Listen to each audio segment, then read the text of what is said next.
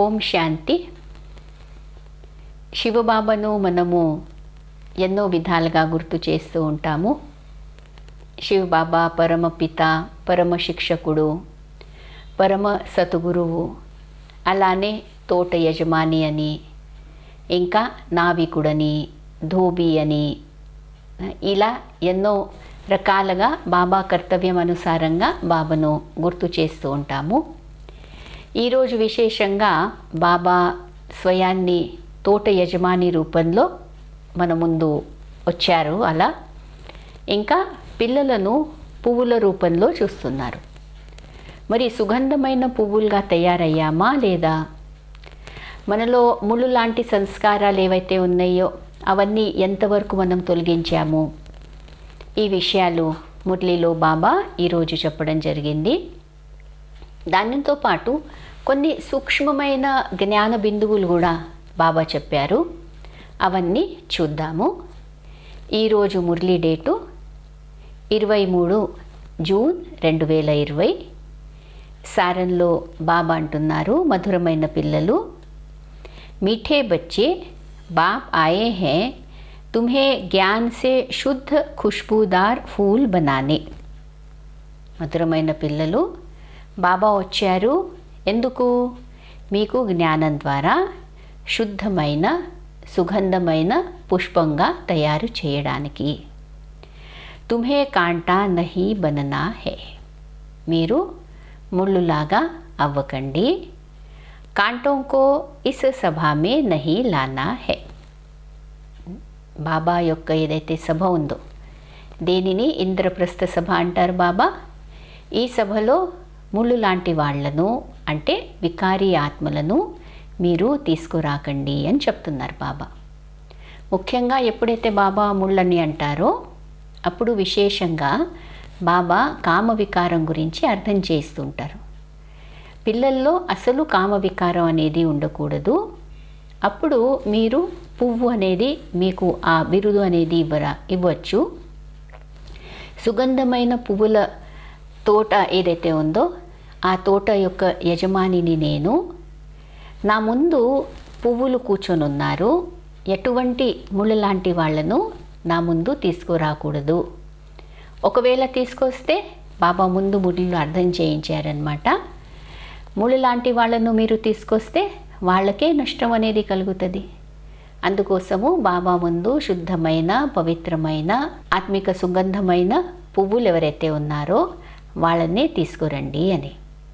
ఇంకో విషయం బాబా మురళిలో ఏమన్నారంటే, ఎవరైతే పువ్వులను తీసుకొస్తారో తప్పనిసరిగా వాళ్ళు పువ్వై ఉండాలి. అప్పుడే వాళ్ళు మరి ఒక పుష్పాన్ని తీసుకురాగలరు కదా.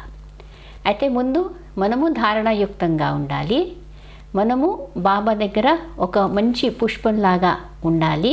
అప్పుడు వేరే వాళ్ళను కూడా పుష్పంలాగా తయారు చేయొచ్చు అని చెప్పారు.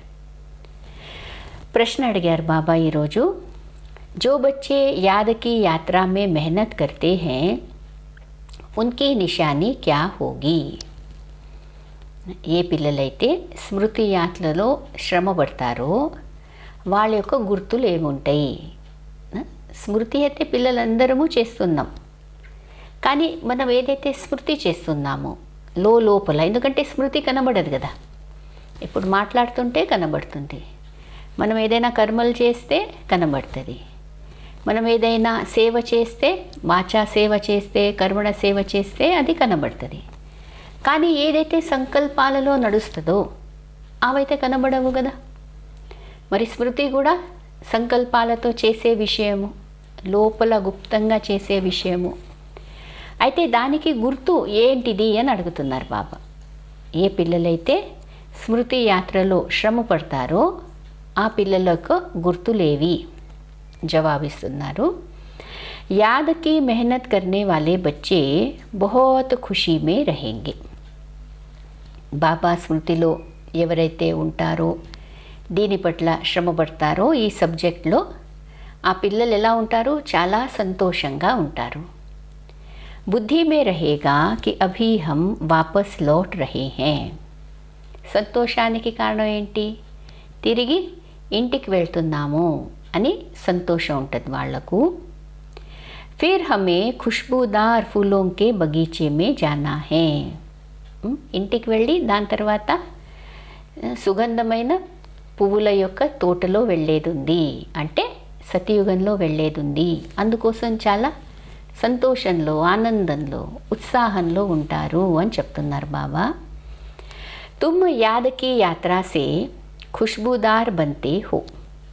మీరు ఏమవుతారు? స్మృతి చేస్తూ ఉంటే సుగంధమయంగా తయారవుతారు. और दूसरों को भी बनाते हो. ఇంకా మీరు సుగంధమయంగా తయారవుతారు, వేరే వాళ్ళను కూడా అలా తయారు చేస్తారు. అయితే స్వయాన్ని ఇంకా చెక్ చేయాలి. ఒక్కొక్క విషయం ఏదైతే బాబా అర్థం చేయించారో స్మృతి యాత్రలో శ్రమపడే పిల్లల గురించి, అది ఒక్కొక్క విషయం మనము చెక్ చేయాలి. నాకు అంత ఉత్సాహం ఉందా, అంత సంతోషం ఉందా, అంత ఆనందం ఉందా, తిరిగి ఇంటికి వెళ్తున్నానని. రెండవది బాబా ఏదైతే అన్నారో, ఏ తోటలో వెళ్తున్నాను? సుగంధమైన పుష్పాల తోట, సతయుగం. ఆహా, నేను అక్కడ వెళ్తున్నాను అని మీలో సంతోషం ఉందా అనేది ఫస్ట్ చెక్ చేయాలి. ఎంత సంతోషంగా ఉంటుంది ఈ రోజంతా అనేది కూడా చూడాలి. రెండవది, నాలో ఎంత ఆత్మిక సువాసన ఉంది అనే విషయాన్ని చూడడము. ఇది ఈరోజు జవాబులో బాబా అర్థం చేయించారు. మురళిలో ఈరోజు జ్ఞానం యొక్క విషయాలు, ధారణ యొక్క విషయాలు చెప్పడం జరిగింది. ఫస్ట్లో బాబా భక్తి ఇంకా జ్ఞానానికి తేడా ఎక్కడొస్తుంది అని అర్థం చేయిస్తూ సాక్షాత్కారం యొక్క విషయాన్ని అర్థం చేయించారు. భక్తిలో సాక్షాత్కారం యొక్క మహత్యం ఎంత ఉంది? చాలా ఉంది. మీరకు సాక్షాత్కారాలు అయినాయి, అందుకోసమే మీరకు అంతగా పేరు అనేది సమాజంలో దొరికింది ఆ సమయంలో. కానీ జ్ఞాన మార్గంలో సాక్షాత్కారం యొక్క విషయానికి ఎటువంటి లెక్క లేదు అని అర్థం చేస్తున్నారు బాబా. యహా साक्षात्कार पर कुछ भी है नहीं. भक्ति मार्ग में तो साक्षात्कार के लिए गला भी काटते हैं. मीरा को साक्षात्कार हुआ, उनका कितना मान है. చూడండి, భక్తిలో సాక్షాత్కారానికి ఎంత విలువ ఉంది. కానీ జ్ఞాన మార్గంలో బాబా అంటున్నారు సాక్షాత్కారం అనే విషయంపై ఎటువంటి బాబా దానిపై ధ్యానం అనేది పిల్లలది అటు తీసుకోపోరన్నమాట. రెండో విషయము బాబా భక్తి ఇంకా జ్ఞానం యొక్క తేడా అర్థం చేస్తూ ఏమన్నారు? భక్తి అంటే చెట్టు లాంటిది, విస్తారం ఉంటుంది భక్తిలో. దానికి బదులుగా జ్ఞానం ఎలా ఉంది చూద్దాం. ఏమన్నారు బాబా? భక్తి కా కిత్నా బడా విస్తార్ హై, బడా ఝాడ్ హై, జ్ఞాన హే బీజ్. భక్తి అంటే విస్తారము, జ్ఞానం అంటే బీజం ఎలా ఉంటుంది? సారము. భక్తి అంటే చెట్టులాగా విస్తారంగా ఉంటుంది. ఒక్క పూజ చేయాలంటే దాంట్లో ఎంత సామాగ్రి కావాలి, ఎంతమంది రావాలి, ఎన్ని విధానాలు, పద్ధతులు చాలా ఉంటాయి దాంట్లో. మరి దాంతో పోలిస్తే జ్ఞాన మార్గంలో బాబా చెప్పే మాటలన్నీ ఎలా ఉన్నాయి? బీజంలాగా ఉన్నాయి అంటున్నారు బాబా. సారంలో ఉన్నాయి.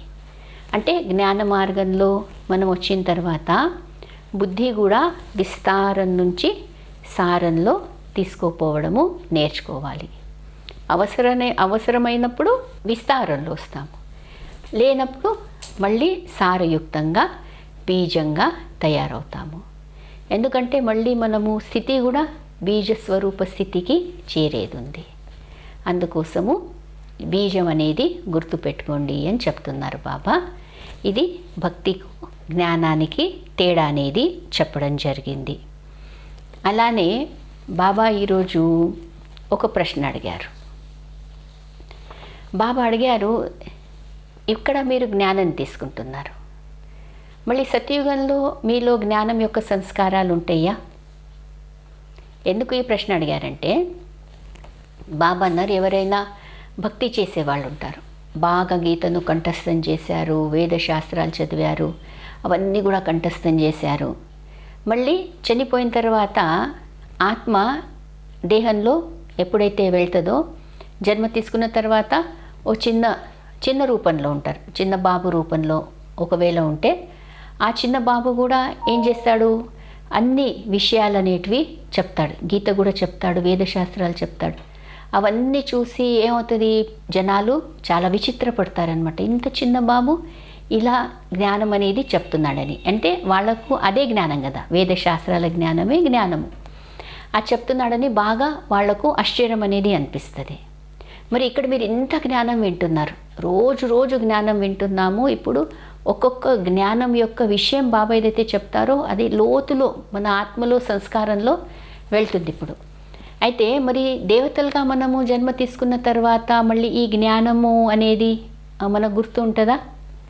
ఈ విషయాన్ని అర్థం చేస్తూ బాబా అన్నారనమాట, वहाँ कोई पंडित आदि के पास जाएंगे तो समझते हैं यह पंडित बहुत पढ़ा हुआ है, अथॉरिटी है, इसने सब वेद शास्त्र कंठ किए हैं. फिर संस्कार ले जाते हैं तो छोटेपन से फिर वह अध्ययन कर लेते हैं. ఎవరైనా పండితుడలా ఈ వేదశాస్త్రాలన్నీ చదివిన తర్వాత చనిపోతే మళ్ళీ పుట్టిన తర్వాత ఈ సంస్కారాల కారణంగా చిన్నదనంలోనే ఇవన్నీ కూడా అధ్యయనము చేస్తారు. తుమ్ సంస్కార్ నహీ లే జాతే హో. చూడండి, గమనించే విషయము, నోటు చేసే విషయము, మనము ఈ జ్ఞానం యొక్క సంస్కారాలను సత్యుగంలో తీసుకుపోము. తుమ్ పఢాయికి రిజల్ట్ లే జాతే హో. మీరేం చేస్తారు? జ్ఞానం యొక్క సంస్కారాలు తీసుకుపోరు. జ్ఞానం యొక్క చదివిన తర్వాత దాని అనుసారంగా ఏ రిజల్ట్ ఉన్నదో, ఏ ప్రాలబ్ధం ఉన్నదో దాని యొక్క సంస్కారం అనేది తీసుకుపోతారు. తుమ్హారీ పఢాయి పూరీ హుయి ఫిర్ రిజల్ట్ నిక్లేగి ఆర్ వహ పద్ పాలేంగే. చదువు పూర్తిగా అవుతుంది, రిజల్ట్ వచ్చేస్తుంది, ఇంకా మన పదవి ఏంటనేది కూడా మనకు తెలుస్తుంది. అయితే ఆ రిజల్ట్ ఏదైతే ఉందో అది మన సంస్కారంలో తీసుకోబోతాం, కానీ జ్ఞానం యొక్క సంస్కారాలను సత్యుగంలో మనం తీసుకోపోము. ఇంకో రీజన్ ఏంటి దానికి? జ్ఞాన్ థోడే హీ లే జాయింగే జో కిస్కో సునాయింగే. జ్ఞానం యొక్క సంస్కారాలు సత్యుగంలో ఏం అవసరము? అక్కడ ఎవరికి జ్ఞానం వినిపించేది ఉంది? అందుకోసము జ్ఞానం యొక్క సంస్కారాలు కాదు, ప్రాలబ్ధం యొక్క సంస్కారాలు, రిజల్ట్ యొక్క సంస్కారాలు, ఏ పదవి పొందుతామో ఆ సంస్కారాలను సత్యుగంలో తీసుకుపోతాం. దానికి వ్యతిరేకంగా భక్తిలో ఏమవుతుంది? ఏ సంస్కారాలు ఉంటాయో, వేదశాస్త్రాలు చదివిన సంస్కారాలు, గీత చదివిన సంస్కారాలు, చాలా పఠనం చేస్తారు, ఆ సంస్కారాలు వాళ్ళు నెక్స్ట్ జన్మలో తీసుకుపోతారు. కానీ ఇక్కడ తేడా ఏంటిది? ఇక్కడ జ్ఞానం యొక్క సంస్కారాలను తీసుకుపోము, ప్రాలబ్ధం యొక్క సంస్కారాలను తీసుకుపోతాం. అయితే చాలా గమనించే విషయం కదా ఇది. అందుకోసమే మురళి అనేది అధ్యయనము చాలా శ్రద్ధగా చేస్తూ ఇలా ఎన్నో పాయింట్స్ బాబా మనకు మురళిలో ఇస్తూ ఉంటారు. ఇంకో విషయం బాబా ఇలానే అర్థం చేయించారు ఈరోజు. కృష్ణుడి యొక్క మహిమ ఇంకా శివబాబా యొక్క మహిమ, ఇద్దరి యొక్క మహిమలో తేడా ఉందా లేదా? చాలా తేడా ఉంది. ఏం తేడా ఉంది? कृष्ण की महिमा है सर्वगुण संपन्न 16 कला संपूर्ण मर्यादा पुरुषोत्तम अहिंसा परमो धर्म. इवన్నీ శ్రీకృష్ణుడి యొక్క మహిమ. శివ బాబాకి యహ మహిమ నహీ కరేంగే. సర్వగుణ సంపన్నుడని శివ బాబా మహిమ చేస్తామా? చెయ్యమంటున్నారు బాబా. ఎందుకు చేయము? బాబా అర్థం చేస్తున్నారు. జిస్మే గుణ హే తో అవగుణ భీ హోంగే. ఈరోజు గుణాలు ఉన్నాయి, రేపేమవుతుంది? సత్యుగ త్రేతాయుగాల్లో సర్వగుణ సంపన్నులు అవుతారు. మళ్ళీ ద్వాపర కలియుగాల్లో అన్ని గుణాలు అనేటివి కూలిపోతాయి కదా. తో అవగుణ భీ హోంగే, అప్పుడు అవగుణాలన్నీ వచ్చేస్తాయి మనలో. ఇస్లియే బాప్కి మహిమా హీ అలగ్ హే. అందుకోసము బాబా మహిమ చాలా వేరే ఉంది. శివ్ బాబాకి యహ మహిమా నహీ కరేంగే. శివ్ బాబా మహిమ దాంట్లో సర్వగుణ సంపన్నులు అని అలా ఏమీ అనము. బాప్కు అకాల్ మూర్త కహతే హే. మళ్ళీ అయితే ఒకటేమో శ్రీకృష్ణుడి యొక్క మహిమ, శివబాబా మహిమలో తేడా చెప్పారు. రెండవది బాబా మహిమ ఏంటిది? అకాల మూర్తుడు అని.